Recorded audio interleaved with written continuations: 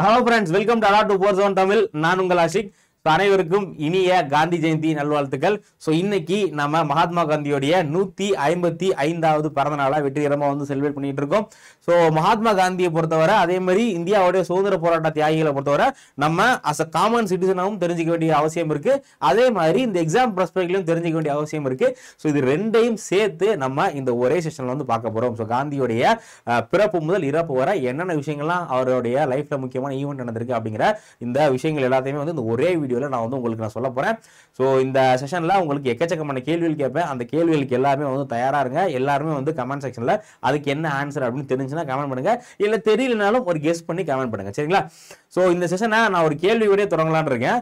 So எல்லாத்துக்குமே October 2 அப்படின்னால ஞாபகத்துக்கு வர்றது காந்தி ஜெயந்தி அப்படிங்கிற காந்தியோட பிறந்தநாள் அப்படிங்கிறது மட்டும் தான் நமக்கு ஞாபகத்துக்கு வரும். ஆனா காந்தி மட்டும் இல்லாம அக்டோபர் 2ஆம் தேதி இந்தியாவுடைய இன்னொரு முக்கியமான சுதந்திர போராட்ட வீரர் மற்றும் இந்தியாவுடைய ஒரு பிரதமர் இதே அக்டோபர் 2ஆம் தேதி தான் பிறந்திருக்காரு. அவரு யாரு அப்படின்னு தெரிஞ்சுன்னா உடனே கமெண்ட் செக்ஷன் கமெண்ட் பண்ணுவீங்க. ஸோ நம்ம இன்னைக்கான டாபிக் போயிடலாம்.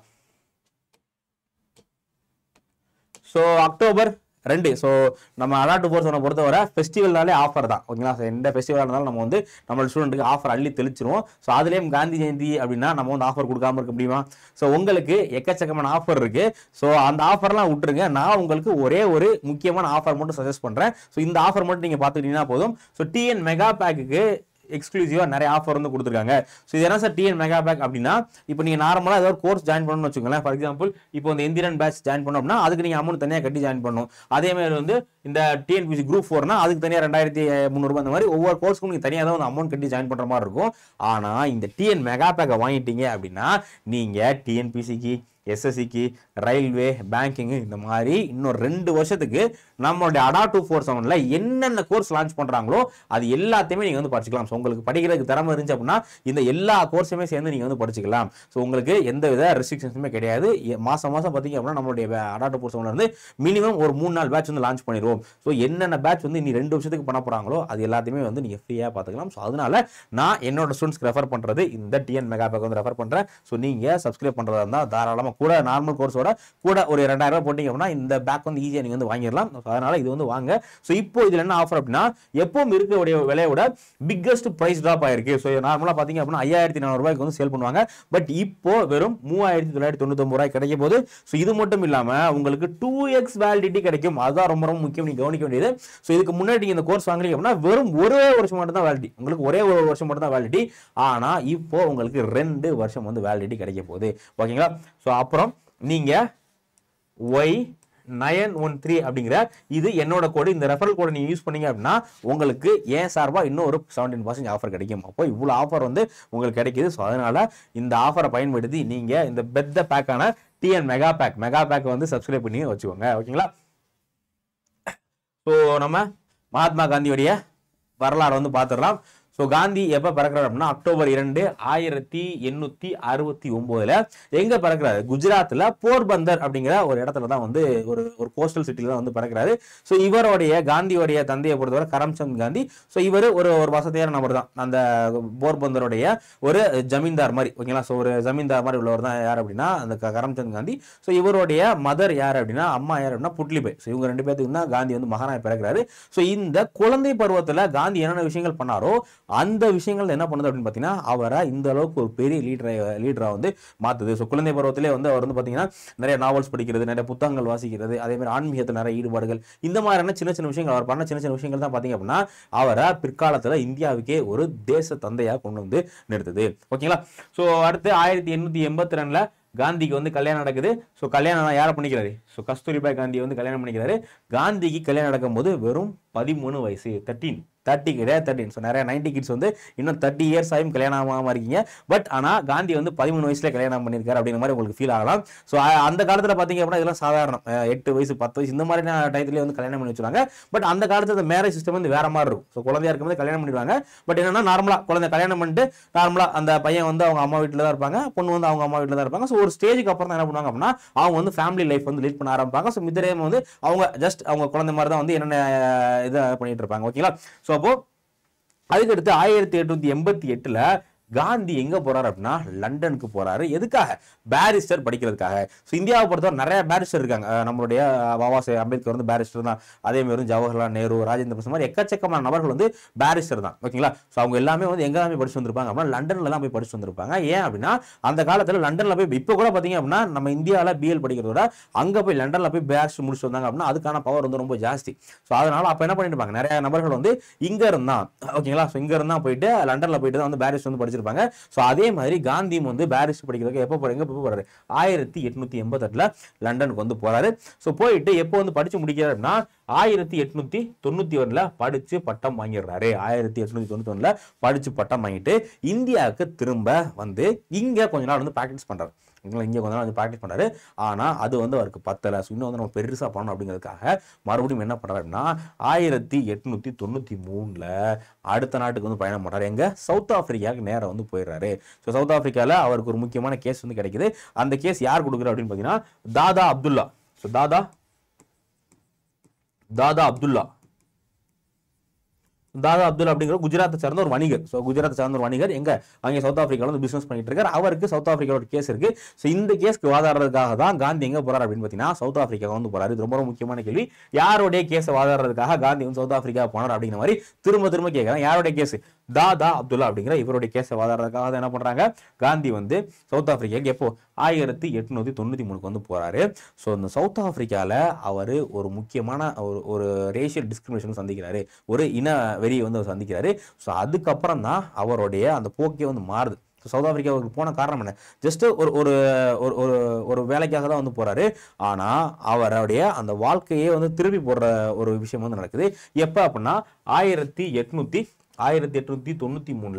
ஜூன் 7ஆம் தேதி 1893 ஜூன் 7ஆம் தேதி என்ன நடக்குது அப்படின்னா, ஸோ நம்ம ஒரு இடத்துல இன்னொரு இடத்துக்கு போறதுக்கு ட்ரெயின்ல பயணம் பண்ணுவோம்ல. ஸோ அதே மாதிரி காந்தி என்ன பண்ணார் அப்படின்னா சவுத் ஆப்பிரிக்கால டிரான்ஸ்வர்ஸ் அப்படிங்கிற இடத்துல இப்போ பிட்டம்ஸ்பர்க் அப்படிங்கிற ஒரு ரயில்வே ஸ்டேஷன் இருக்கு. ஸோ அங்கே ட்ரெயினில் டிக்கெட் வாங்கிட்டு ஏன்னா ஃபர்ஸ்ட் கிளாஸ் டிக்கெட் தான் வாங்குறாரு. வாங்கிட்டு ஃபர்ஸ்ட் கிளாஸ் டிக்கெட்ல ஏறினா அவர் என்ன பண்ணுறாங்க, பிரிட்டிஷ்காரங்களாம் சேர்ந்து அவரை வெளியே தூக்கி போட்டுறாங்க. ஸோ அப்போ தான் அவர் வந்து முதல்ல அந்த ஒரு இன வெறினா என்ன, அந்த ரேஷியல் டிஸ்கிரிமினேஷன் என்ன அப்படிங்கிறத வந்து அப்போ தான் அவர் வந்து உணர்றாரு. ஓகேங்களா? ஸோ நம்ம அம்பேத்கரை பற்றி படிச்சிடும். அம்பேத்கர் வந்து சின்ன வயசுல என்ன பண்ணியிருப்பார், ரேஷியல் டிஸ்கிரிமினேஷன் வந்து உணர்ந்திருப்பார். ஏன்னா சின்ன வயசுல என்ன பண்ணியிருப்பாங்க, அவர் வந்து தனியாக தான் ஒரு மூலையில் வந்து உட்கார வச்சிருப்பாங்க. இந்த மாதிரியான அந்த ரேஷியல் டிஸ்கிரிமினேஷன் எல்லாத்தையுமே வந்து அவர் சின்ன வயசுல உணர்ந்திருப்பாரு. ஆனால் காந்தி கிட்டத்தட்ட ஒரு 24 வயசுல தான் முதல்ல அந்த இனவெறியை வந்து பார்க்க ஆரம்பிக்கிறார். ஏன்னா அந்த சமயத்தில் பார்த்தீங்க அப்படின்னா சவுத் ஆப்பிரிக்கா ஃபுல்லாக யார் தான் இருப்பாங்க அப்படின்னா இங்கிலீஷ்காரர் தான், இங்கிலாண்டை சேர்ந்தவங்களாம் இருப்பாங்க. ஸோ அவங்க அப்பத்தெட் அப்படிங்கிற ஒரு முறையை வந்து ஃபாலோ பண்ணியிருப்பாங்க. ஸோ இந்த முறையை எதிர்த்து தான் யார் வந்து போராடி இருப்பா, நம்மளுடைய ஆப்ரஹாம் லிங்கன் வந்து போராடி இருப்பார் இல்லையா? ஸோ அந்த Abraham Lincoln, Nelson Mandela. So Nelson Mandela வந்து இந்த அப்பத்தெட் அப்படிங்கிற இந்த சிஸ்டத்தை தான் வந்து போராடி இருப்பாரு. ஸோ இந்த சிஸ்டத்தில் காந்தி என்ன பண்ணுறாரு, இதை 1993 வந்து இந்த இனவரியை வந்து இது பண்ணாரு.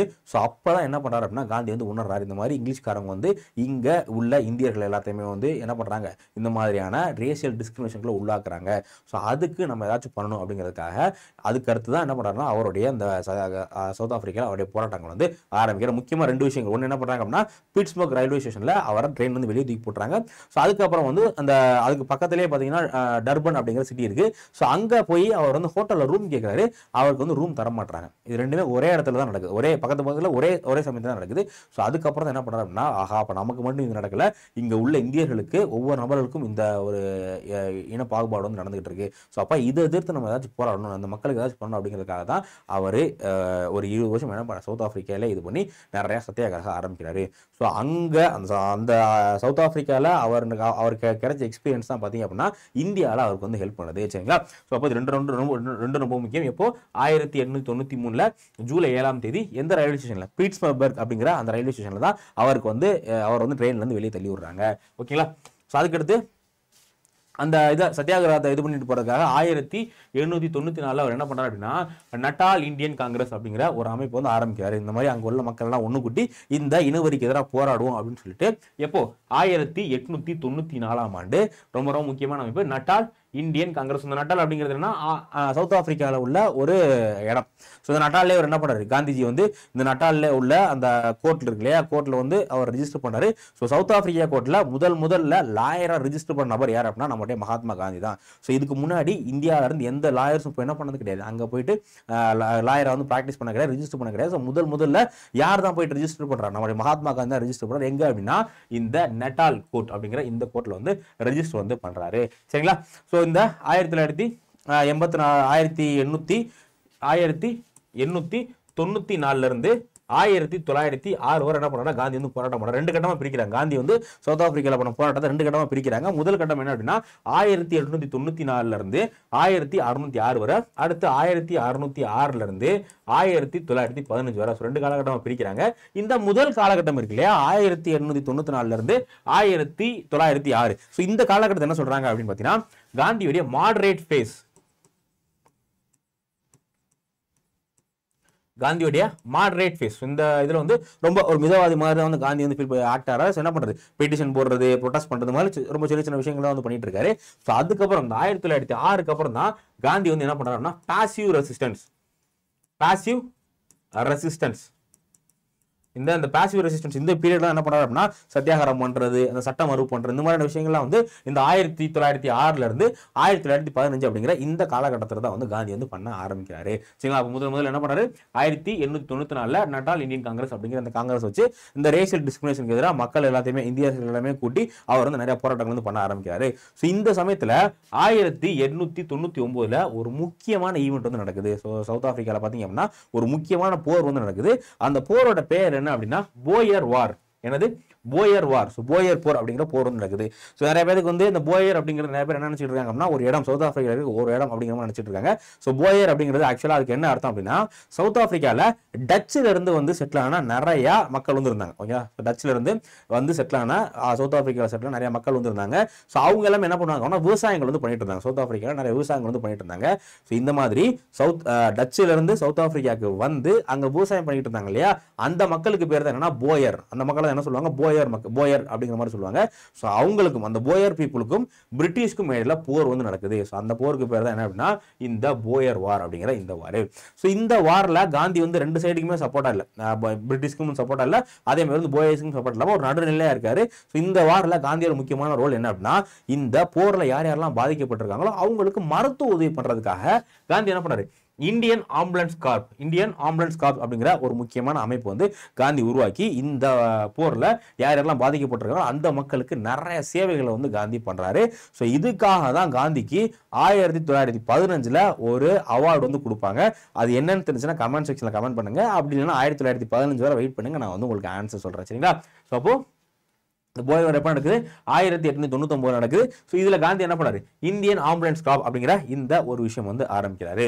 ஸோ அதுக்கடுத்து காந்தி வந்து 1903 ஒரு முக்கியமான பத்திரிகை ஆரம்பிக்கிறார். என்ன, இந்தியன் ஒப்பீனியன். ஸோ நாசர் அப்படிங்கிறோட சேர்ந்து இந்தியன் ஒப்பீனியன் அப்படிங்கிற இந்த பத்திரிகை ஆரம்பிக்கிறார். ஸோ இந்த பத்திரிகையில் சவுத் ஆப்பிரிக்காவோட மக்களோட கண்டிஷன் எப்படி இருக்கு அப்படிங்கிறத பத்தி இந்தியாவில் பரப்பவும் செய்யறாரு. சவுத் ஆப்பிரிக்கால வந்து இந்த பத்திரிகை வந்து பரவுது. இந்த பத்திரிகை பேர் என்ன, இந்தியன் ஒப்பீனியன் அப்படிங்கிற இந்த பத்திரிகை இப்போ 1903 இந்தியன் ஒப்பீனியன் அப்படிங்கிற பத்திரிகை வந்து ஆரம்பிக்கிறாரு. ஸோ அதுக்கப்புறமா 1904 காந்தி என்ன பண்றாரு அப்படின்னா Phoenix settlement. So Phoenix settlement அப்படிங்கிற ஒரு ஆசிரமம், இப்போ இங்கே எப்படி சபர்மதி ஆசிரமம் வச்சிருந்தாரு. ஸோ அதே மாதிரி முதல்ல காந்தி ஃபார்ம் பண்ண ஒரு ஆசிரமத்துக்கு பேர் என்ன அப்படின்னா இந்த ஃபீனிக்ஸ் செட்டில்மெண்ட் அப்படிங்கிறது. ஓகேங்களா. ஃபீனிக்ஸ் செட்டில்மெண்ட் அப்படிங்கிற இதை எங்க தொடங்குறாரு, நட்டால்ல தொடங்குறாரு. ஸோ அதுக்கப்புறமா லேட்டரா பாத்தீங்க அப்படின்னா டால்ஸ்டாய் ஃபார்ம் அப்படிங்கிற இன்னொரு ஆசிரமம் வந்து 1910 தான் தொடங்குவாரு. அப்போ 1904 காந்தி என்ன பண்றாரு, ஃபீனிக்ஸ் செட்டில்மெண்ட் அப்படிங்கிற இந்த ஒரு ஃபார்ம் வந்து எங்க நட்டால்ல தொடங்குறாரு. அதுக்கப்புறமா டால்ஸ்டாய் ஃபார்ம் அப்படிங்கிறது 1910. இது என்ன அப்படின்னா நம்மளுடைய சபர்மதி ஆசிரமம் எப்படி இருந்துச்சு, ஸோ அதே மாதிரி அங்க ஒரு ஆசிரமம் தான் என்னன்னா இந்த 2 விஷயங்களும். ஓகேங்களா. ஸோ அதுக்கடுத்து காந்தி 1908 என்ன பண்றாருன்னா முதல்ல சத்தியாகிரகா அப்படிங்கிற கான்செப்டை உருவாக்க ஆரம்பிக்கிறாரு. சத்தியாகிரகா அப்படிங்கிற கான்செப்ட் உருவாக்குறாரு.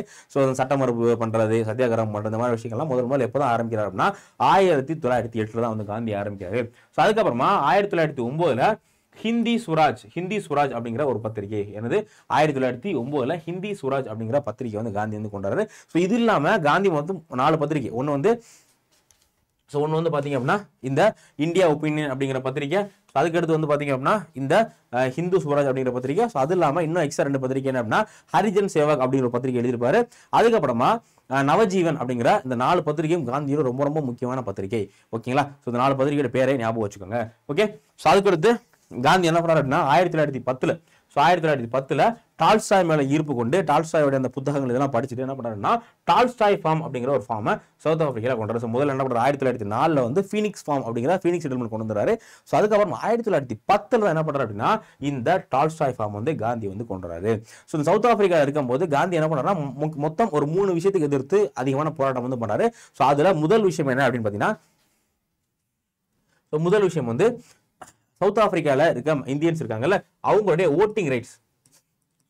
இந்தியாவிலிருந்து சவுத் ஆப்பிரிக்காவுக்கு போயிருப்பாங்கல்ல மக்கள். ஸோ அவங்களுடைய ஓட்டிங் ரைட்ஸ் என்ன பண்றாங்க அப்படின்னு பார்த்தீங்கன்னா பறிக்கிறாங்க. இந்த மாதிரி யாரெல்லாம் வந்து மைக்ரன்ஸ் வந்து சவுத் ஆப்பிரிக்காவில் செட்டில் ஆயிருக்காங்களோ அவங்களுக்கு இனிமேல் ஓட்டு கிடையாது. அதுல ஒரு குறிப்பிட்ட மக்களுக்கு மட்டும் தான், யாராலும் ரொம்ப பணக்காரங்க இருக்காங்களோ அவங்களுக்கு மட்டும் தான் ஓட்டு. ஸோ மித்த இந்த மைக்ரன்ஸ் யாரெல்லாம் வந்து இந்தியாவில சவுத் ஆப்பிரிக்காவில் போய் ஒரு 100 வருஷம் இந்த மாதிரி செட்டில் ஆயிருக்காங்களோ அவங்களுக்கு ஓட்டு கிடையாது அப்படிங்கிற மாதிரியான ஒரு விஷயம் வந்து கொண்டுறாங்க. அது எதிர்த்து போறாரு.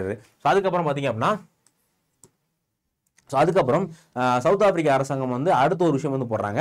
ஸோ இந்தியர்களுக்கு எல்லாமே வந்து கம்பல்சரியா ஒரு ரிஜிஸ்ட்ரேஷன் சர்டிஃபிகேட் வந்து இருக்கணும். இப்போ நமக்கு பாஸ்போர்ட் இருக்கு இல்லையா? ஸோ அதே மாதிரி ஒரு ரிஜிஸ்ட்ரேஷன் சர்டிஃபிகேட் வந்து கொடுக்குறாங்க.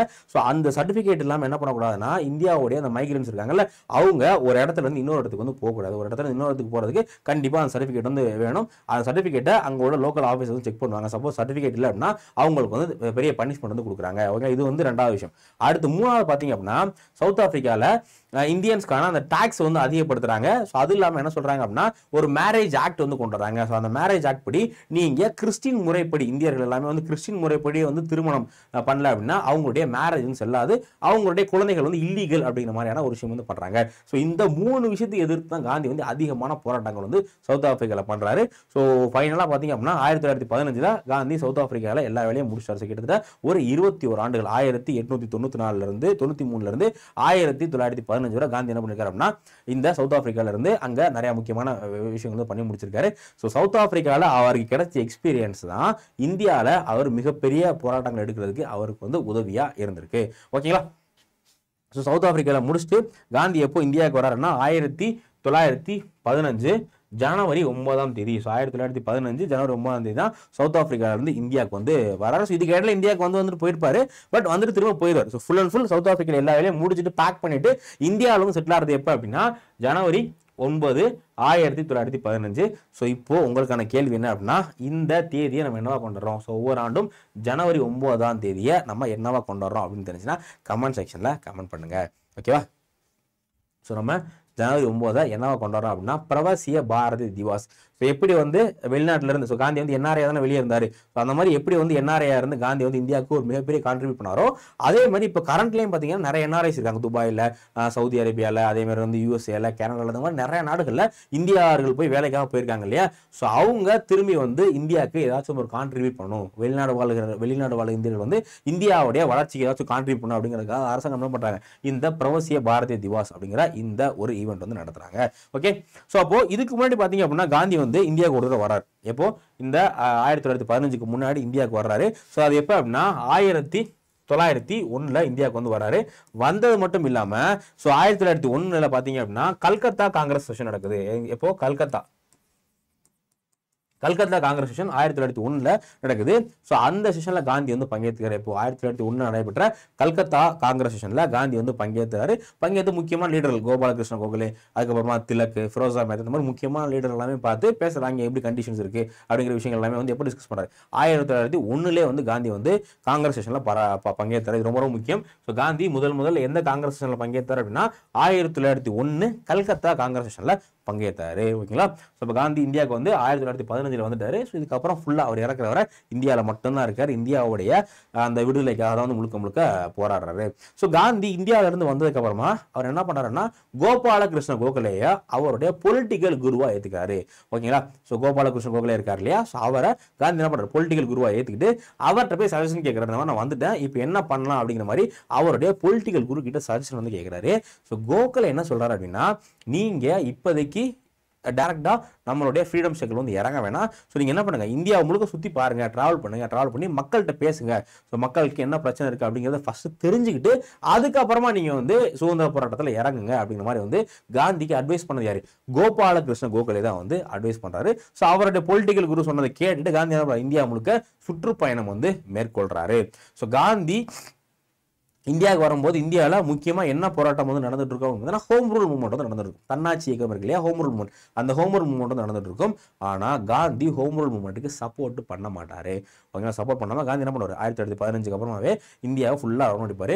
ஸோ அப்போ அவர் மக்கள் கூடவே பேசி ஒரு முக்கியமான 3 சத்தியாகிரக போராட்டங்கள் வந்து நடத்துவார். ஸோ காந்தி பார்ட்டிசிபேட் பண்ண முக்கியமான 3 சத்தியாகிரக போராட்டங்கள் என்ன அப்படிங்கிறத வந்து பார்த்துக்கலாம். ஸோ இந்த 1915 காந்திக்கு என்ன பண்றாங்கன்னா கைசரி ஹிந்த். ஸோ கைசரி ஹிந்த், காந்திக்கு வந்து கைசரி ஹிந்த் அப்படிங்கிற ஒரு பட்டம் வந்து வழங்குறாங்க. இது வந்து இங்கிலாந்துல கொடுக்கக்கூடிய ஒரு மிகப்பெரிய பட்டம் தான் இந்த கைசரி ஹிந்த் அப்படிங்கிற இந்த பட்டம். ஸோ இந்த பட்டம் எதுக்காக கொடுக்குறாங்க அப்படின்னா 1899 போயர் வார் பார்த்தோம் இல்லையா, அந்த போயர் வார்ல காந்தி பண்ண வேலைக்காக என்ன பண்றாங்க, அவருக்கு இந்த கைசரி ஹிந்த் அப்படிங்கிற பட்டம் வந்து கொடுக்குறாங்க. ஸோ பட்டம் கொடுத்து என்ன பிரயோஜனம், காந்தி வந்து ஒரு பர்டிகுலர் ஈவெண்ட்டுக்காக அவருடைய எதிர்ப்பை காட்டணுங்கிறதுக்காக இந்த கைசரி ஹிந்த் அப்படிங்கிற பட்டத்தை திருப்பி கொடுத்துறாரு. ஸோ எந்த ஈவெண்ட்ல காந்தி அவருடைய பட்டத்தை திருப்பி கொடுத்தாரு அப்படிங்கிறது இருந்துச்சுன்னா கமெண்ட் செக்ஷன்ல கமெண்ட் பண்ணுங்க. ஓகேங்களா. ஸோ அடுத்து 1917 என்ன பண்றாரு அப்படின்னா அவருடைய பொலிட்டிக்கல் ஆக்டிவிட்டிலாம் வந்து பாத்துக்கிறதுக்காக சபர்மதி ஆசிரமத்தில், எங்க சபர்மதி ஆசிரமம், சபர்மதி ஆத்தங்கரையில ஒரு ஆசிரமம் வந்து செட் பண்றாரு. ஸோ அந்த ஆசிரமத்துல இருந்து அவர் என்ன பண்ண எல்லா பொலிட்டிக்கல் வேலையும் வந்து பாக்குறாரு. ஸோ இந்த சமயத்தில் என்ன பண்றாரு, ஒவ்வொரு ஊரா போயிட்டு காந்தி வந்து அந்த மக்களுடைய குறைகள்லாம் கேட்கிறாரு. ஸோ அந்த சமயத்துல அவரு 1917 எங்க போறாரு அப்படின்னா பீகார்ல சம்பாரன். ஸோ பீகார்ல சம்பாரன் அப்படிங்கிற ஒரு முக்கியமான இடம் இருக்கு. ஸோ அந்த இடத்துக்கு காந்தி போகும்போது அங்க உள்ள விவசாயிகள் என்ன பண்றாங்கன்னா காந்திகிட்ட சில விஷயங்கள் அவங்களுடைய குறைகள் வந்து சொல்றாங்க. அந்த குறையை காந்தி கிட்ட சொன்னது யாருன்னா ராஜ்குமார் சுக்லா. யாரு? ராஜ்குமார் சுக்லா அப்படிங்கிற ஒரு விவசாயி என்ன பண்றாருன்னா காந்தி கிட்ட இந்த சம்பாரன் மக்களுடைய அந்த குறைகள் வந்து சொல்றாரு. ஸோ இந்த சம்பாரன்ல என்ன நடக்குது அப்படின்னா தீன் கத்தியா சிஸ்டம், என்னது தீன் கத்தியா சிஸ்டம் அப்படிங்கிற ஒரு சிஸ்டம் வந்து நடக்குது. இது மூலியமா என்ன அப்படின்னா இப்போ உங்கள்கிட்ட ஒரு 3 பங்கு நிலம் இருக்கு அப்படின்னா அந்த 3ல ஒரு பங்கு நீங்க கம்பல்சரி என்ன பண்ணணும், இண்டிகோ அவுரி செடி அப்படிங்கிற அந்த இண்டிகோவை நீங்க வந்து கல்டிவேட் பண்ணும். ஆனா அதுக்கு அவங்க அந்த இண்டிகோ பிளான்டர்ஸ் இருக்காங்க, அவங்க என்ன பண்றது இல்ல, ப்ராப்பரான அமௌண்ட் எதுவும் கொடுக்கறது இல்ல. ஸோ அதுக்கு எதிராக தான் வந்து என்ன நடக்குது அப்படின்னா இந்த சம்பாரன் சத்தியாகிரகம் வந்து நடக்குது. ஸோ இந்த சம்பாரன் சத்தியாகிரகம் தான் காந்தி என்ன பண்ண ஃபர்ஸ்ட் சிவில் டிசோபீடியன்ட், காந்தியோடைய முதல் சட்ட மறுப்பு இயக்கம் எது அப்படின்னா இந்த சம்பாரன் சத்தியாகிரகம். ஏன்னா இந்த சம்பாரன்ல காந்தி வந்தோடனே என்ன பண்ணிடுவாங்க, பிரிட்டிஷ் வந்து காந்தியை நீங்க அந்த சம்பாரன் விட்டு வெளியே போங்க அப்படிங்கிற மாதிரி ஒரு தீர்மானம் போடுவாங்க. ஆனா காந்தி அதை கேட்க மாட்டாரு. நான் வந்து நீங்க சொன்னாலும் ஃபாலோ பண்ண மாட்டேன், நான் வெளியே போக முடியாது, நீ அரெஸ்ட் பண்றா, நீ அரெஸ்ட் பண்ணிக்க அப்படிங்கிற மாதிரி காந்தி என்ன பண்றாரு, இந்த சம்பாரன்ல ஃபர்ஸ்ட் சிவில் டிசோபீடியன்ட், நீ சட்டம் போடுறியா, நான் சட்டத்தை மீறுறேன், நீ வரக்கூடாது சொல்றியா, நான் வர்றேன், ஆனா நீ அரெஸ்ட் பண்ணிக்கோ அப்படிங்கிற மாதிரி சட்டத்தை மீறுறாரு. ஸோ அதுக்கு பேர் என்ன, first civil disobedient movement. So ஒரு வழியா இதையும் வந்து இதெல்லாம் நம்ம வந்து பார்த்தோம்னா ரொம்ப பெருசா போனோம், ஒரு ஷார்ட் அண்ட் ஸ்வீட்டா சொல்லி முடிச்சிடறேன். ஸோ இந்த சம்பாரன் சத்தியாகிரகத்தை ஃபைனலாக காந்தி வந்து வெற்றி பெற்றாரு. ஸோ அதுக்கடுத்து பார்த்தீங்க அப்படின்னா 1918 அடுத்த மூமெண்ட்டுக்கு வந்து போயிடாரு. இது எங்க அப்படின்னா அகமதாபாத். பாருங்க, ஃபர்ஸ்ட் வந்து பீகார் போறாரு, அதுக்கப்புறம் அகமதாபாத் வந்தாரு. அகமதாபாத்ல மில் ஸ்ட்ரைக் வந்து நடந்துட்டு இருக்கு. ஓகேங்களா, அகமதாபாத்ல மில் ஸ்ட்ரைக் வந்து நடக்குது. இந்த மில் ஸ்ட்ரைக் எதுக்காக அப்படின்னா ஸோ அந்த காலத்துல வந்து பிளேக் நோய் ரொம்ப அதிகம். ஸோ அந்த 1900 பிரிட்டிஷ் காலத்துலலாம் பார்த்தீங்கன்னா பிளேக் நோய் வந்து ரொம்ப அதிகம். ஸோ இந்த பிளேக் நோய் வந்து ரொம்ப ஒரு இடத்துல ஏற்பட்டுருச்சு அப்படின்னா அந்த கம்பெனிஸ் என்ன பண்ணுவாங்க அப்படின்னா அந்த எம்ப்ளாயிஸ்க்கு வந்து போனஸ் கொடுப்பாங்க. ஒரு 30%, 35% வந்து அந்த எம்ப்ளாயிஸ்க்கு வந்து கம்பெனிஸ் போனஸ் வந்து கொடுப்பாங்க. ஓகேங்களா. ஸோ இந்த அகமதாபாத் மில் ஸ்ட்ரைக்ல என்ன பிரச்சனை அப்படின்னா இந்த அகமதாபாத் மில்ல வேலை பார்த்துக்கிட்டு இருந்த நபர்களுடைய பிளேக் போனஸை நிப்பாட்டிட்டாங்க. ஸோ பிளேக் போனஸ் என்ன பண்ணிட்டாங்க, அந்த அகமதாபாத் அந்த மில் கம்பெனி நிப்பாட்டிட்டாங்க. ஸோ அதை எதிர்த்து தான் அங்கே உள்ள மக்கள் எல்லாமே வந்து போராடிட்டு இருக்காங்க, அங்கே உள்ள லேபர்ஸ் எல்லாமே போராடுறாங்க. ஸோ அந்த போராட்டத்தில் காந்தி வந்து சேர்ந்து என்ன பண்றாரு அப்படின்னா ஹங்கர் ஸ்ட்ரைக் வந்து பண்றாரு. ஹங்கர் ஸ்ட்ரைக் வந்து பண்றாரு. ஸோ உண்ணாவிரதம், சாகும் வரை உண்ணாவிரதம் அப்படிங்கிற காந்தி முதல் அவருடைய அந்த ஹங்கர் ஸ்ட்ரைக் வந்து எங்க பண்றாரு அப்படின்னா அகமதாபாத் மில் ஸ்ட்ரைக்ல தான் முதல்ல வந்து பண்றாரு. இதுலயும் வந்து காந்தி வந்து வெற்றி பெற்றுறாரு. ஸோ முதல்ல இது யாருக்கா, இது வந்து பேசன்ஸ்க்காக, இது வந்து விவசாயிகள் இருக்கு அவங்களுக்காக பண்ணது, இது வந்து மில் ஒர்க்கருக்காக பண்ணதான் என்ன அந்த அகமதாபாத் மில் ஸ்ட்ரைக். ஸோ இந்த அகமதாபாத் மில் ஸ்ட்ரைக்ல காந்திக்கு வந்து அசிஸ்ட் பண்றது யார் அப்படின்னு பார்த்தீங்கன்னா அவங்களுக்கு வந்து பார்த்தீங்கன்னா இந்த மில் ஓனர் இருக்காங்கல்ல அவங்களுடைய தங்கச்சி தான் என்ன பண்றாங்க அப்படின்னா காந்திக்கு வந்து அசிஸ்ட் வந்து பண்றாங்க. சரிங்களா, அம்பாலால் சாராபாய் அவங்க தான் வந்து அசிஸ்ட் பண்றாங்க. ஸோ அடுத்து காந்தியோடைய அந்த 3வது முக்கியமான சத்தியாகிரகம் என்ன அப்படின்னா கெதா சத்தியாகிரகம் குஜராத்ல கெதா அப்படிங்கிற ஒரு இடத்துல ஃபார்மருக்கு வந்து ஒரு இஷ்யூ வந்து போயிட்டு இருக்கு. என்ன இஷ்யூ அப்படின்னா, ஸோ நார்மலா பிரிட்டிஷோடைய அந்த டாக்ஸ் கோட் இருக்கு இல்லையா, அந்த டாக்ஸ் கோடை பொறுத்தவரை என்ன சொல்லியிருப்பாங்க அப்படின்னா, இப்போ விளைச்சல் வந்து கரெக்டா வந்துகிட்டு இருக்கு, எந்த இது இல்லாம எந்த இயற்கை பேரிடரும் இல்லாம விளைச்சல் வந்து கரெக்டா வந்துகிட்டு இருக்கு அப்படின்னா அவங்க வந்து ஒரு பர்டிகுலர் அமௌண்ட் வந்து பே பண்ணணும். ஆனா சில சமயத்துல வந்து விளைச்சல் குறைவாயிரும். ஸோ பஞ்சம் இந்த மாதிரி ரீசனால போதிய மழை இல்லாதனால விளைச்சல் வந்து குறைவாயிரும். சப்போஸ் விளைச்சல் குறைவாயிருச்சு அப்படின்னா ஃபார்மர்ஸ் என்ன பண்ண தேவையில்ல, அவங்க வந்து ஃபுல் அமௌண்ட்டையும் அந்த லேண்டுக்கான அந்த வரி வந்து ஃபுல்லா கட்ட தேவையில்ல, ஒரு பர்டிகுலர் அமௌண்ட் மட்டும் கட்டினா போதும் அப்படிங்கிற மாதிரியான ஒரு சூழ்நிலை வந்து இருந்துச்சு. ஆனா பிரிட்டிஷ் என்ன பண்ணாங்க, இந்த கெதால வந்து ஆக்சுவலா ட்ரவுட் வந்து வந்திருக்கும். கெதால வந்து மழை சரியா இல்லாம ட்ராட் ஆயிருக்கும். அந்த சமயத்திலுமே வந்து இந்த கெதாவுடைய அத்தாரிட்டிஸ் வந்து ஃபுல் அமௌண்ட்டும் வந்து வாங்கியிருப்பாங்க. ஸோ அதுக்காக நடத்தப்பட்டதா என்ன அப்படின்னா இந்த கெதா சத்தியாகிரகா. இந்த கெதா சத்தியாகிரகத்தை தான் காந்தி வந்து என்ன பண்றாரு அப்படின்னா ஒரு முக்கியமான லீடர் வந்து சந்திக்கிறாரு. அவர் யாருன்னு தெரிஞ்சுன்னா அதையும் வந்து கமெண்ட் பண்ணுங்க. ஓகேவா? ஸோ அப்ப இந்த கெதா சத்தியாகிரகம்னா first non cooperation movement. So British என்ன பண்றாங்க, நீங்க வந்து டாக்ஸ் பே பண்ணுங்க அப்படிங்கிற மாதிரி சொல்றாங்க. இந்த நான் கோஆபரேஷன் மூவ்மெண்ட்ல இல்ல நாங்க வந்து டாக்ஸ் பே பண்ண முடியாது அப்படிங்கிற மாதிரி இதெல்லாம் சொல்றாங்க. அப்போ நீங்க தெரிஞ்சுக்க வேண்டியது என்ன அப்படின்னா இந்த 3 விஷயத்தை நல்லா பாத்துங்க. ஸோ ஃபர்ஸ்ட் காந்தியோடைய civil discipline movement Champaran. So CC ஞாபகம் வச்சுங்க, சிசி சம்பாரன்னா சிவில் டிசிப்ளின் அப்படிங்கிற ஞாபகம் வச்சுங்க. அடுத்து அகமதாபாத்ல ஃபர்ஸ்ட் ஹங்கர் ஸ்ட்ரைக் வந்து நடக்குது. ஸோ அடுத்து 3வது பாத்தீங்க அப்படின்னா கெதால என்ன பண்றாங்க, நான் கோஆபரேஷன் மூவ்மெண்ட் வந்து முதல் ஒத்துழையாமை இயக்கம் வந்து கெதால நடத்துறாங்க. இது 3மே ரொம்ப ரொம்ப முக்கியமான ஒரு ஈவெண்ட். இந்த இயரையும் பாத்துங்க, இது எதுக்காக நடந்தது, இதுல யார் யாரெல்லாம் பங்கேற்றாங்க அப்படிங்கிற விஷயம் ரொம்ப ரொம்ப முக்கியம். ஓகேவா? ஸோ அதுக்கடுத்து பாத்தீங்க அப்படின்னா காந்தி அடுத்த லெவலுக்கு வந்து போறாரு. இது எல்லாமே ரீஜன் லெவல்ல பண்றாரு. அது கெதா சத்தியாகிரகமா இருக்கட்டும், சம்பாரனா இருக்கட்டும், அகமதாபாத் இருக்கட்டும், எல்லாமே ஒரு பர்டிகுலர் ரீஜன்ல மட்டும் பண்ணாரு. ஸோ காந்தி முதல்ல நாடு முழுக்க பண்ண ஒரு சத்தியாகிரகம் எது அப்படின்னா இந்த ரவுலட் ஆக்டுக்கு எதிரான ரவுலட் சத்தியாகிரகா. ஸோ 1919 என்ன பண்றாங்க அப்படின்னா ரவுலட் ஆக்ட் அப்படிங்கிற ஒரு ஆக்ட் வந்து கொண்டு வராங்க. ஸோ இந்த ரவுலட் ஆக்டோடைய முக்கியமான நோக்கம் என்ன அப்படின்னா, ஸோ பிரிட்டிஷ் போலீஸ் என்ன பண்ணா அப்படின்னா இந்தியன்ஸ் யாரை வேணாலும் அரெஸ்ட் வாரண்ட் இல்லாம அரெஸ்ட் பண்ணிக்கலாம். ஸோ அரெஸ்ட் வாரண்ட் இல்லாம மெஜிஸ்ட்ரேட்டோட அப்ரூவல் இல்லாம அரெஸ்ட் பண்ணிக்கலாம் அப்படிங்கிறதுக்கு பேர் தான் ரவுலட் ஆக்ட். ஸோ இதை காந்தி என்ன சொல்றாங்கன்னா பிளாக் ஆக்ட், கருப்பு சட்டம் அப்படிங்கிற மாதிரி சொல்லி இந்த சட்டத்துக்கு எதிராக தான் காந்தி என்ன முழுக்க ஒரு மிகப்பெரிய ஆல் இண்டியா லெவல்ல போராட்டம் வந்து பண்றாரு. எந்த இதுக்காக, ரவுலட் ஆக்ட். இந்த ரவுலட் சட்டத்தை எடுத்து காந்தி முழுக்க ஒரு மிகப்பெரிய போராட்டம் பண்றாரு. ஸோ இந்த போராட்டம் பார்த்தா ஒரு முக்கியமான இன்சிடென்ட் வந்து நடக்குது. என்ன, ஜாலியன் வாலாபாக் மசக்கர். 1919 ஜாலியன் வாலாபாக் படுகொலை. இந்த ரவுலட் சட்டத்தை எடுத்து ஜாலியன் வாலாபாக்ல ஒரு கூட்டம் வந்து போட்டிருப்பாங்க. ஸோ அந்த சமயத்தில் என்ன பண்ணிருப்பாங்க, 2 பேரை சத்யபால், சைஃபுதீன் குச்சிலு, இந்த 2 நபர்களையும் அரெஸ்ட் பண்ணியிருப்பாங்க. இவங்க அரெஸ்ட் பண்ணதை கண்டிச்சு ஒரு கூட்டம் போடுவாங்க. அந்த கூட்டத்துக்கு வந்த நபர்களை தான் என்ன பண்ணியிருப்பாருன்னா ஜெனரல் டயர் வந்து இது ஜாலியன் வாலாபாக் அப்படிங்கிற இடத்துல கதவெல்லாம் பூட்டிட்டு சுட்டு கொண்டிருப்பாரு. ஸோ அதுக்கு பேர் தானே ஜாலியன் வாலாபாக் மசக்கர். ஸோ இந்த ஜாலியன் வாலாபாக் மசக்கரை விசாரிக்கிறதுக்காக இந்த சம்பவத்தை விசாரிக்கிறதுக்காக பிரிட்டிஷ் என்ன பண்ணிருப்பாங்கன்னா ஹண்டர் கமிட்டி, என்ன கமிட்டி, ஹண்டர் கமிட்டி அப்படிங்கிற ஒரு முக்கியமான கமிட்டி வந்து போட்டுருவாங்க. நோட் பண்ணி வச்சுக்கோங்க. ஓகேங்களா? ஸோ அதுக்கடுத்து இந்த ஜாலியன் வாலாபாக் மசக்கர் இந்த மாதிரி விஷயங்கள் நடந்ததுனால காந்தி என்ன பண்ணா அடுத்த ஒரு மிகப்பெரிய லெவல்ல காங்கிரஸ் கூட சேர்ந்து ஒரு முக்கியமான ஈவெண்ட் வந்து நடக்கிறாரு. அதுக்கு பேர் தான் என்ன அப்படின்னா நான் கோஆபரேஷன் மூவ்மெண்ட், ஒத்துழையாமை இயக்கம். ஒத்துழையாமை இயக்கம் அப்படிங்கிற இந்த இயக்கத்தை எப்போ தொடங்குறாரு, 1920 வந்து தொடங்குறாரு. ஸோ இந்த திட்டம் வந்து எப்போ காங்கிரஸ் அப்ரூவ் கொடுக்குறாங்க அப்படின்னா 1920 காங்கிரஸ் செஷன் வந்து நடக்குது. கல்கத்தால காங்கிரஸ் ஸ்பெஷல் செஷன் நடக்குது. இதுல யார் வந்து தலைவராக இருக்கா அப்படின்னா தமிழ்நாட்டை சேர்ந்த விஜயராகவச்சாரி தான் வந்து தலைவராக வந்து இருக்காரு. ஓகே, விஜயராகவச்சாரி தான் தலைவராக இருக்காரு. ஸோ அந்த செஷன்ல என்ன பண்றாங்க, நான் கோஆபரேஷன் மூவ்மெண்ட்டுக்கு ஒப்புதல் கொடுக்குறாங்க, ஒத்துழையாமை இயக்கத்துக்கு வந்து ஒப்புதல் கொடுக்குறாங்க. ஆனா இதுல ஒரு முக்கியமான அசம்பாவிதம் நடந்தது. எப்போ, பிப்ரவரி 5. ஸோ 5 பிப்ரவரி 1922 சௌரி சௌரா இன்சிடென்ட். ஸோ இந்த சௌரி சௌரா இன்சிடென்ட் பற்றி நம்ம எல்லாமே ஸ்கூல்ல இருந்து படிச்சுட்டு இருக்கோம். ஸோ சௌரி சௌரா அப்படிங்கிற இடத்துல இந்த நான் கோஆபரேஷன் மூவ்மெண்ட்ல பார்ட்டிசிபேட் பண்ண இந்தியன்ஸ் என்ன பண்ணியிருப்பாங்க, அந்த ஸ்டேஷனை அடிச்சு கொளுத்திடுவாங்க. ஏன்னா அங்கே உள்ள போலீஸ் வந்து மக்களை டார்ச்சர் பண்ணியிருக்காங்க அப்படிங்கிறதுக்காக அந்த சௌரி சௌரா அப்படிங்கிற இடத்துல உள்ள போலீஸ் ஸ்டேஷனை வந்து மக்கள் கொளுத்திருப்பாங்க. ஸோ அதோட காந்தி என்ன பண்ணியிருப்பாரு அப்படின்னா இந்த நான் கோஆபரேஷன் மூவ்மெண்ட்டை அப்படியே நிப்பாட்டியிருப்பாரு. ஏன்னா காந்தி வந்து இந்த மூவ்மெண்ட் ஆரம்பிக்கல சொல்லியிருப்பாரு, இந்த மூவ்மெண்ட் வந்து முழுக்க அகிம்சையில மட்டும்தான், அகிம்சையான வழியில் மட்டும் நம்ம வந்து இது பண்ணும், யாரையும் அடிக்கிறதோ இல்ல தாக்குறதோ இல்ல வயலண்டான வழியில நம்ம வந்து போகக்கூடாது அப்படிங்கிற மாதிரி சொல்லி தான் வந்து இது பண்ணியிருப்பாரு.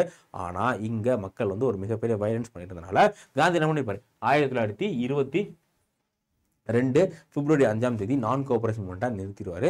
ஸோ இதனால நிறைய பேர் பகத் சிங், சுபாஷ் சந்திர நிறைய பேர் என்ன பண்ணுவாங்க, இதுக்கு வந்து அப்போஸ் பண்ணுவாங்க. பட் இருந்தாலும் காந்தி என்ன பண்ணியிருப்பாரு அப்படின்னா 1922 பிப்ரவரி 5 இந்த சௌரி சௌரா இன்சிடென்ட்க்கு அப்புறமா காந்தி அவருடைய இந்த நான் கோஆபரேஷன் மூவ்மெண்ட்டை ஸ்டாப் வந்து பண்ணியிருப்பாரு. ஓகேங்களா? ஸோ ஸ்டாப் பண்ணிட்டு அதுக்கடுத்து 1924 ரொம்ப ரொம்ப முக்கியமான ஒரு ஆண்டு. ஏன் அப்படின்னா இந்த 1924 நடந்த காங்கிரஸ் செஷன் எங்க நடக்கும், பெல்காம்ல. ஸோ பெல்காமில் 1924 காங்கிரஸ் செஷன் நடந்திருக்கும். ஸோ இதுதான் வந்து காந்தி பார்ட்டிசிபேட் பண்ண, காந்தி வந்து பிரசிடென்ட் இருந்த one and only session. So Gandhi வந்து எத்தனை காங்கிரஸோட பிரசிடென்ட் இருந்திருக்காருன்னா ஒரே ஒரு தடவை மட்டும்தான். அது எப்போ 1924 பெல்காம் அப்படிங்கிற இடத்துல இருந்த காங்கிரஸ் செஷனை மட்டும்தான் காந்தி வந்து பிரசிடென்ட்டாக இருந்திருப்பாரு. ஓகேங்களா. ஸோ இதுக்கப்புறம் இந்த நான் கோஆபரேஷன் மூவ்மெண்ட்க்கு அப்புறம் காந்தி என்ன பண்ணாரு அப்படின்னு பார்த்தீங்கன்னா, இது ஒரு நான் கோஆபரேஷன் மூவ்மெண்ட் அப்படிங்கிற ஒரு வகை ஃபெயிலியர் தான். என்ன காந்தி என்ன சொல்லியிருப்பாரு, நான் கோஆபரேஷன் மூவ்மெண்ட்ல வந்து இந்த 1922 ஒரு ஸ்பீச் கொடுத்துருப்பாரு. ஸோ இன்னும் ஒரு வருஷம் அந்த நான் கோஆபரேஷன் மூவ்மெண்ட் கரெக்டாக போச்சு அப்படின்னா நமக்கு வந்து கண்டிப்பா ஒரு வருஷத்துல இண்டிபெண்டன்ஸ் கிடைச்சிடும், சுதந்திரம் கிடைச்சிடும் பேசியிருப்பாரு. ஆனா அதுக்கு இடையில இந்த சௌரி சௌரா இன்சிடென்ட் நடந்தனால காந்தி இது வந்து டிஸ்கண்டினியூ பண்ணிட்டு அடுத்து என்ன பண்ணாரு அப்படின்னா, மக்கள் கிட்ட போய் பேசி இந்த கன்ஸ்ட்ரக்டிவ் ப்ரோக்ராம் அப்படிங்கிற மாதிரி சொல்லுவாங்க, அது வந்து பண்ண ஆரம்பிச்சிருப்பாரு. ஸோ அது ரொம்ப ஒரு முக்கியமான விஷயம் என்னன்னா, சூராஜ் நம்ம வந்து நமக்கு தேவையான பொருட்கள் நம்மளே உற்பத்தி பண்ணிக்கணும் அப்படிங்கிறதுக்காக இந்த கை ராட்டைகள் சுற்றுற இந்த மாதிரி விஷயங்கள்லாம் வந்து காந்தி பண்ணியிருப்பாரு. ஸோ அதில் 1925 என்ன பண்ணுறாரு அப்படின்னா, ஆல் இந்தியா ஸ்பின்னர் அசோசியேஷன் அப்படிங்கிறது இந்த கைத்தறி இது பண்ணுறாங்க இல்லையா, ஸோ அந்த அவங்களுக்காக ஆல் இந்தியா ஸ்பின்னர் அசோசியேஷன் அப்படிங்கிற ஒரு அசோசியேஷன் 1925 காந்தி வந்து வைக்கிறாரு. ஸோ அதுக்கடுத்து மேஜர் ஈவெண்ட் பார்த்தீங்க அப்படின்னா 1929 பூரண சுவராஜ் ரெசல்யூஷன் வந்து கொண்டு வராங்க. 1925-29 அப்புறம் பார்த்தீங்க அப்படின்னா காங்கிரஸ்ல நிறைய இளைஞர்கள் வந்து டாமினேட் ஆக ஆரம்பிச்சிருவாங்க. நேரு, அதே மாதிரி வந்து சத்யமூர்த்தி, தென் வந்து சுபாஷ் சந்திர போஸ், இந்த மாதிரி நிறைய இளைஞர்கள் வந்து காங்கிரஸ் வந்து இணைய ஆரம்பிச்சிருவாங்க. ஸோ இவங்களாம் என்ன டிமாண்ட் கேட்பாங்க அப்படின்னா, நம்ம ஃபுல் இண்டிபெண்டன்ஸ் கேட்கலாம். இன்னும் எவ்வளோ நாளைக்கு தான் வந்து ஹோம் ரூலு இந்த மாதிரி சின்ன சின்ன விஷயங்கள் கேட்டுட்டு இருக்குது, நம்ம ஃபுல் அண்ட் ஃபுல் என்ன பண்ணலாம், நம்ம முழு சுதந்திரம் கேட்கலாம் அப்படிங்கிறதுக்காக என்ன பண்ணுவாங்க அப்படின்னா, இந்த 1928-28 மீட்டிங்ல வந்து பேசுவாங்க. ஸோ ஃபைனலாக 1929 மீட்டிங் என்ன பண்ணிருப்பாங்க அப்படின்னா, நம்ம பிரிட்டிஷ் கிட்ட பூரண சுவராஜ், ஸோ ஃபுல்லாக எங்களை விட்டு போயிருங்க அப்படிங்கிற மாதிரி பூரண சுவராஜ் கேட்கலாம் அப்படிங்கிற மாதிரி தீர்மானம் போட்டுருவாங்க. ஸோ அப்போ தான் என்ன பண்ணுறாங்க, பூரண சுவராஜ் அப்படிங்கிற ரெசல்யூஷன் வந்து 1929 பாஸ் பண்றாங்க. ஸோ அடுத்து 1930 இந்த 1929 செஷன்ல என்ன பண்ணிருப்பாங்க, பிரிட்டிஷோட வைஸ்ராய்க்கு சில கோரிக்கைகள் வந்து வச்சிருப்பாங்க. ஆனா லார்ட் இர்வின் என்ன பண்ணிருப்பாரு, அந்த கோரிக்கை எல்லாத்தையும் நிராகரிச்சனால 1930 காந்தி என்ன பண்ணிருப்பாரு அப்படின்னா, சிடிஎம் ரொம்ப ரொம்ப முக்கியமான ஒரு இது, சிடிஎம் அப்படிங்கிறது சிவில் டிசோபியன்ட் மூவ்மெண்ட், சட்ட மறுப்பு இயக்கம் அப்படிங்கிற இந்த மிகப்பெரிய இயக்கத்தை வந்து இது பண்ணியிருப்பாரு. ஸோ இதுல எந்த சட்டத்தை வந்து மீறுவார் அப்படின்னா, சால்ட் லா. ஸோ பிரிட்டிஷ் என்ன பண்ணியிருப்பாங்க, யாரும் இந்தியாவில் வந்து உப்பு காய்ச்சக்கூடாது அப்படிங்கிற மாதிரி சால்ட் லா வந்து போட்டிருப்பாரு.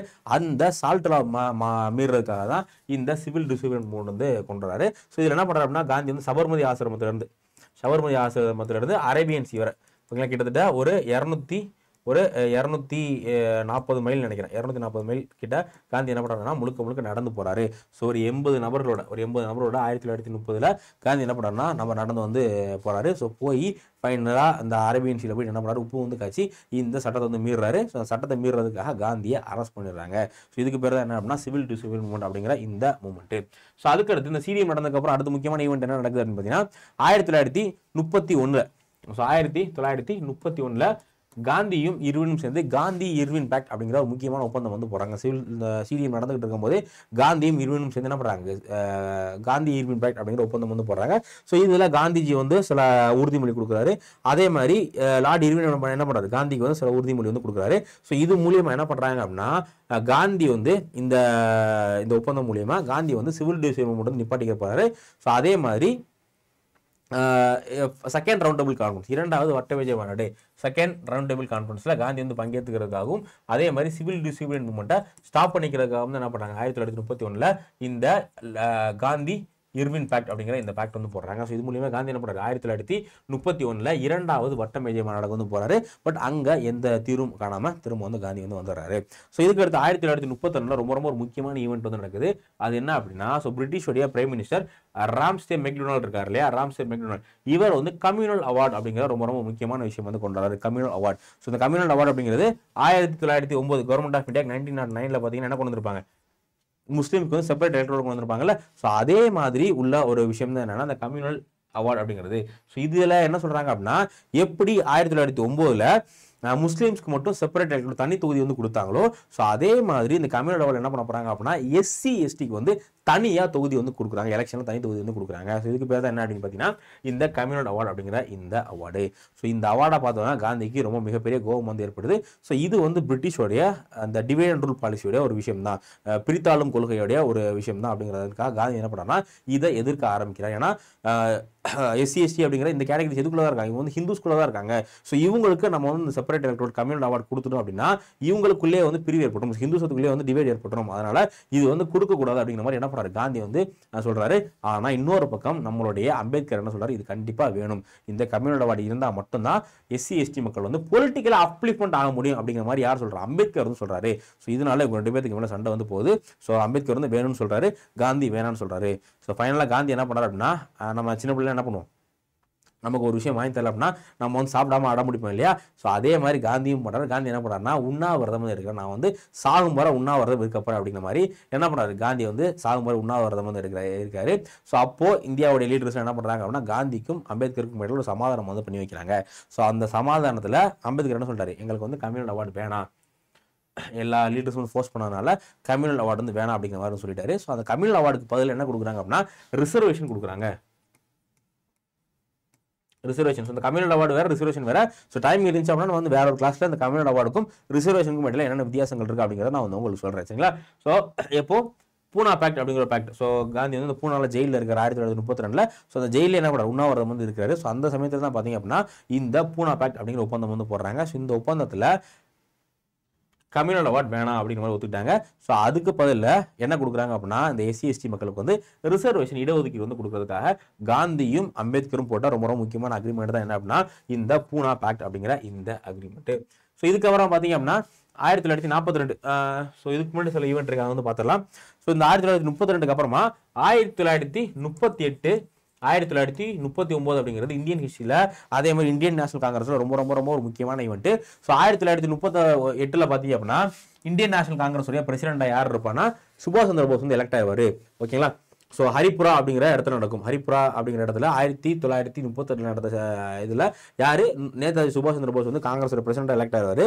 அடுத்து 1939 மறுபடியும் காங்கிரஸ்க்கான எலெக்ஷன் வந்து நடக்கும். ஸோ அதுல 2 பேர் போட்டிடுவாங்க. ஒன்னு நேதாஜி சுபாஷ் சந்திர போஸ் போட்டிடுவாரு. அதுக்கப்புறமா இன்னொரு நபர் யார் அப்படின்னா பட்டாபி சீதாராமையா அப்படிங்கிற நபர். இவர் யார் சொல்லி தான் நிப்பாரு அப்படின்னா காந்தி சொல்லி தான் நிப்பாரு. காந்தி பேக்கப் பண்ற ஒரு கேண்டிடேட் பட்டாபி சீதாராமையா. ஸோ நேதாஜி சுபாஷ் சந்திர போஸுக்கும் பட்டாபி சீதாராமையாவுக்கும் இடையில போட்டி வந்து நடக்குது. ஸோ இதுல யார் வந்து வெற்றி பெறா அப்படின்னு பாத்தீங்கன்னா சுபாஷ் சந்திர போஸ் தான் வந்து வெற்றி பெறாரு. ஸோ இதுக்கப்புறம் காந்திக்கும் சுபாஷ் சந்திர போஸுக்கும் இடையில சில மன கசப்புகள் வந்து ஏற்படுது. ஸோ அதனால சுபாஷ் சந்திர போஸ் என்ன பண்றாரு அப்படின்னா காங்கிரஸ்ல இருந்து வெளியே வந்து ஃபார்வர்ட் பிளாக் அப்படிங்கிற கட்சி வந்து ஆரம்பிக்கிறாரு, சரிங்களா. ஸோ அப்போ 1939 திரிபுரி இது வந்து ஹரிபுரா. அதுக்கப்புறம் 39 திரிபுரி, இது பேர் என்ன சொல்லுவாங்க, திரிபுரி கிரைசிஸ் அப்படிங்கிற மாதிரி சொல்லுவாங்க. இது ரெண்டும் ரொம்ப முக்கியமான காங்கிரஸ். ஸோ அதுக்கப்புறமா காந்தி என்ன பண்றாரு அப்படின்னு பார்த்தீங்கன்னா 1932 ஹரிஜன் சேவாக் சங். ஸோ இந்த எஸ்சி எஸ்டி மக்கள் இருக்காங்க இல்லையா, இவங்களை அப்ளிஃப்மெண்ட் பண்றதுக்காக ஹரிஜக் சேவாக் சங் அப்படிங்கிற ஒரு ஆர்கனைசேஷனையும் அதே மாதிரி ஹரிஜன் அப்படிங்கிற ஒரு நியூஸ் பேப்பரையும் காந்திஜி வந்து தொடங்குறாரு. ஓகேவா. ஸோ அதுக்கடுத்து முக்கியமான ஈவெண்ட் வந்து 1940 ஒரு ஈவெண்ட் நடக்கும். 1940 பார்த்தீங்க அப்படின்னா இண்டிவிஜுவல் சத்தியாகிரகம் நடக்கும். அதுக்கும் கைட் பண்றாரு, காந்தி தான் கைட் பண்ணிருப்பாரு. அதுக்கப்புறமா 1942 இப்போ 1942 ரொம்ப ரொம்ப முக்கியமான ஈவெண்ட் நடக்கும். அந்த ஈவெண்ட்டுக்கு பேர் என்ன, குவிட் இந்தியா மூவ்மெண்ட், வெள்ளையனே வெளியேறு இயக்கம் அப்படிங்கிற ரொம்ப ரொம்ப ஒரு முக்கியமான ஈவெண்ட். ஸோ இந்த ஈவெண்ட் தான் வந்து மோஸ்ட் பவர்ஃபுல். ஸோ நம்மளுடைய ஃப்ரீடம் ஸ்ட்ரகிலே வந்து ஒரு ரொம்ப முக்கியமான ஈவெண்ட் என்ன அப்படின்னா இந்த குவிட் இந்தியா மூவ்மெண்ட் தான். ஸோ இந்த குவிட் இந்தியா மூவ்மெண்ட்டுக்கு யார் தான் தலைமை தாங்குறா அப்படின்னா நம்ம காந்தி தான் தலைமை தாங்காரு. ஸோ இதுல தான் என்ன சொல்றாரு காந்தி, செய் அல்லது செத்துமுடி, டூ ஆர் டை, செய் அல்லது செத்துமுடி அப்படிங்கிற இந்த வாசகம் வந்து காந்திஜி இதுல தான் வந்து பயன்படுத்துறாரு, சரிங்களா. ஸோ இந்த இதை பொறுத்தவரை இது வந்து 1942 ஆகஸ்ட் 8 ஆகஸ்ட் 7 வந்து இந்த ஈவெண்ட் வந்து ஆரம்பிச்சிருப்பாங்க. இந்த குட் இண்டியா மூவ்மெண்ட் வந்து ஆரம்பிச்சிருப்பாங்க. ஸோ இது ஆரம்பிச்சு அடுத்த நாளே பார்த்தீங்க அப்படின்னா எல்லா இந்தியன் லீடரையும் வந்து தூக்கிடுவாங்க. ஸோ இந்த குட் இண்டியா மூவ்மெண்ட்டை பொறுத்தவரை இது முழுக்க லீடர் இல்லாமல் நடந்த ஒரு ஈவெண்ட். ஏன்னா இந்த குட் இண்டியா மூவ்மெண்ட் அப்போ எல்லா லீடர்களுமே வந்து ஜெயிலில் இருந்திருப்பாங்க. ஸோ மக்கள் தான் வந்து முழுக்க இந்த ஈவெண்ட் வந்து எடுத்து போயிருப்பாங்க. ஸோ அதனால இந்த குட் இண்டியா மூவ்மெண்ட் என்ன சொல்லுவாங்க அப்படின்னா லீடர்லெஸ் மூவ்மெண்ட் அப்படிங்கிற மாதிரி சொல்லுவாங்க. ஓகே. ஸோ அதுக்கடுத்து ஃபைனலாக காந்தியை ஜனவரி 30 1948. ஸோ ஜனவரி 30 1948 கோட்ஸ் என்ன பண்றாருன்னா காந்தியை சுட்டு கொன்றாரு. எப்போ ஜனவரி 30 1948. ஸோ இப்போ ஜனவரி 30 என்ன தினமா வந்து கொண்டாடுறோம், ஸோ தியாகிகள் தினமா கொண்டாடுறோமா. அது எதுக்காக அப்படின்னா காந்திஜியை சுட்டு கொண்ட அந்த நாள் தான் நம்ம வந்து தியாகிகள் தினமா கொண்டாடுறோம். எப்போ ஜனவரி 30. ஸோ ஃபைனலாக 1948 என்ன பண்றாங்க, காந்தி அந்த இறந்ததுக்கு அப்புறமா காந்தியோடைய அவருடைய அந்த இறுதி சடங்கு எல்லாமே பண்றாங்க. ஸோ அவருடைய அந்த அந்த அஸ்தி இருக்குல்ல, அது வந்து எங்க கரைக்கிறாங்க அப்படின்னா bank of Yamuna. So bank of Yamuna நதிக்கரையில் ராமதாஸ் அப்படிங்கிறவர் வந்து கரைக்கிறாரு. ஸோ அவருடைய நினைவா ராஜ்காட், ஸோ ராஜ்காட் அப்படிங்கிற இடத்துல அவருடைய நினைவு வந்து அவருடைய கல்லறை வந்து எங்கே வச்சிருக்காங்க, காந்தியோட கல்லறை வந்து ராஜ்காத்தில் வச்சிருக்காங்க. ஓகேங்களா. ஸோ இதான் வந்து காந்தியை பற்றின முக்கியமான விஷயம். ஸோ இன்னும் நிறைய எக்கச்சக்கமான விஷயங்கள் இருக்குது. ஸோ அதை பற்றி பார்க்கணும் அப்படின்னா நமக்கு வந்து ஒரு 4 மணி நேரம் 5 மணி நேரம் வந்து பத்தாது. ஸோ பேசிக்காக எல்லாருமே தெரிஞ்சிக்க வேண்டிய விஷயங்கள் இதெல்லாம். ஸோ அதுக்கு அடுத்து காந்தியை பொறுத்தவரை காந்தி வந்து முக்கியமாக ஒரு 3 புத்தகங்களை பார்த்தா அவருடைய இன்ஸ்பிரேஷன் முழுக்க இருக்கும். அந்த புத்தகங்கள் என்னென்ன அப்படிங்கிறத வந்து நம்ம இப்போ பார்க்கலாம். ஸோ முதல்ல பார்த்தீங்க அப்படின்னா காந்தியோடைய முதல் புத்தகம் ரஸ்கின் பாண்ட். ஸோ மொத்தம் 3 பேர் வந்து காந்தி இன்ஸ்பயர் பண்ணிருக்காங்க. ஒன்னு யாருன்னா ரஸ்கின் பாண்ட். ரஸ்கின் பாண்ட்ல ஜான் ரஸ்கின் பாண்ட் சொல்றேன் பாருங்க.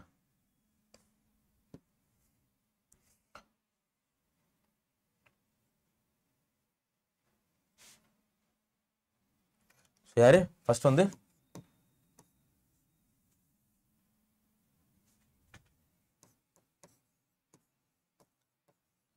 John Ruskin. இவர் எழுதுனா Unto this last அப்படிங்கிற இந்த புக்கை பத்தி காந்தி வந்து இன்ஸ்பயர் ஆயிருப்பாரு. ஸோ அடுத்து வந்து பாத்தீங்க அப்படின்னா Leo Tolstoy.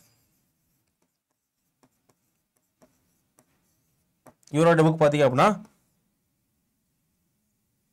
Kingdom of God's.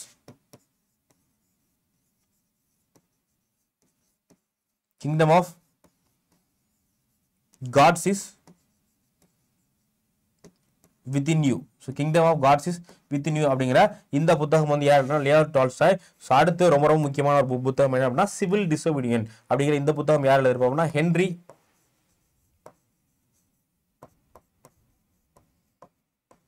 தாரே அப்படிங்கிற எழுதிய சிவில் டிசோபீடியன்ட் அப்படிங்கிற இந்த 3 புத்தகங்களை பார்த்தா காந்தி அவருடைய அந்த பொலிட்டிக்கல் ஸ்ட்ராட்டஜி எல்லாமே வந்து ஃபாலோ பண்ணிருப்பாரு. அந்த 3 புத்தகங்கள் என்னென்ன அப்படிங்கறத வந்து நீங்க நல்லா பாத்துக்கோங்க. ஓகேங்களா. இதுதான் காந்தி எழுதின 3 புத்தகங்கள். ஸோ இன்னும் ஒரு இன்ட்ரெஸ்டிங்கான தகவல் சொல்றேன். ஸோ நம்மளுடைய ரூபா நோட்ல யார் இருப்பா அப்படின்னா காந்தி வந்து சிரிச்சுட்டு இருப்பார் இல்லையா. ஸோ அந்த போட்டோ வந்து எங்க இருந்து எடுத்திருக்காங்க அப்படின்னா ஸோ இதான் அந்த போட்டோ. இதான் வந்து காந்தி வந்து சிரிச்சுட்டு காந்தியோட நம்ம ரூபாய் நோட் இருக்க போட்டோ வந்து இந்த போட்டோ தான். ஸோ இது வந்து பாத்தீங்க அப்படின்னா 1948 காந்தியும் பெத்திக் லாரன்ஸ். ஸோ நீங்க கேள்விப்பட்டிருப்பீங்க பெத்திக் லாரன்ஸ். இவங்க 2 பேரும் எடுத்துக்கிற போட்டோ தானா இந்த போட்டோ. ஸோ இந்த போட்டோல தான் என்ன பண்றாங்க அப்படின்னா நம்மளுடைய அந்த ரூபாய் நோட்ல இருக்கு இல்லையா அந்த போட்டோ வந்து இந்த போட்டோ தான். இது ஆக்சுவலா காந்தியோடைய போட்டோவை எந்த போட்டோ வந்து கொண்டு வரலாம் அப்படிங்கிறதுக்கு பெரிய ஒரு ரிசர்ச் எல்லாம் பண்ணிருக்காங்க.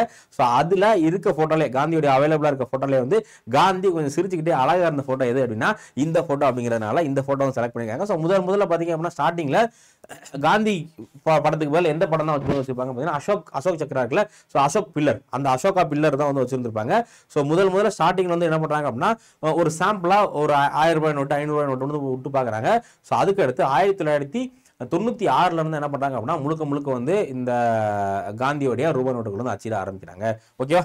ஸோ கைஸ் இதான் வந்து இன்னைக்கான முக்கியமான விஷயங்கள். ஸோ இதுவரை என்னென்ன பார்த்தோமோ அதை வந்து நீங்கள் கொஞ்சம் பாருங்கள். ஸோ கொஞ்சம் ஷார்ட்டாக முடிக்கிறதுனால தான் வந்து நம்ம முக்கியமான விஷயங்கள் மட்டும் பார்த்துருக்கோம். ஸோ உங்களுக்கு இன்னும் ஹிஸ்ட்ரியிலேருந்து வீடியோஸ் வேணும் அப்படின்னா கமெண்ட் செக்ஷனில் தாராளமாக கமெண்ட் பண்ணுங்கள். ஸோ உங்களுக்கான டாப்பிக்கையும் கமெண்ட் பண்ணுங்கள். நான் வந்து உங்களுக்கு அது சம்மந்தம் வீடியோ வந்து எடுத்து கொடுக்குறேன். ஸோ வேறு ஏதாச்சும் ஃபீட்பேக் இருக்குது இல்லை சஜஷன் இருக்குது அப்படின்னா தாராளமாக நீ அதையும் கமெண்ட் பண்ணலாம். ஸோ எல்லாத்துக்கும் ஒன்ஸ் அகேன் இனிய காந்தி ஜெயந்தி நல்வாழ்த்துக்கள். ஸோ இன்னைக்கு இந்த காந்தி ஜெயந்தி ஆஃபர் யூஸ் பண்ணி நம்மளுடைய கோர்ஸ் என்ன வேணால் நீங்கள் வந்து இது பண்ணிக்கோங்க. ஸோ நான் ரெஃபர் பண்ண மாதிரி நீங்கள் என்ன பண்ணுங்கள் நம்மளுடைய இதிலிருந்து டிஎன் மெகாபிக் எல்லாமே சப்ஸ்கிரைப் பண்ணி உங்களுக்கு ரொம்ப யூஸ்ஃபுல்லாக இருக்கும். ஸோ மறக்காமல் Y913 அப்படிங்கிற கோடை போட்டு நீங்கள் சப்ஸ்கிரைப் பண்ணுங்கள். ஸோ நம்ம இன்னொரு கிளாஸ்ல வந்து மீட் பண்ணலாம். Thank you case. தேங்க்யூ.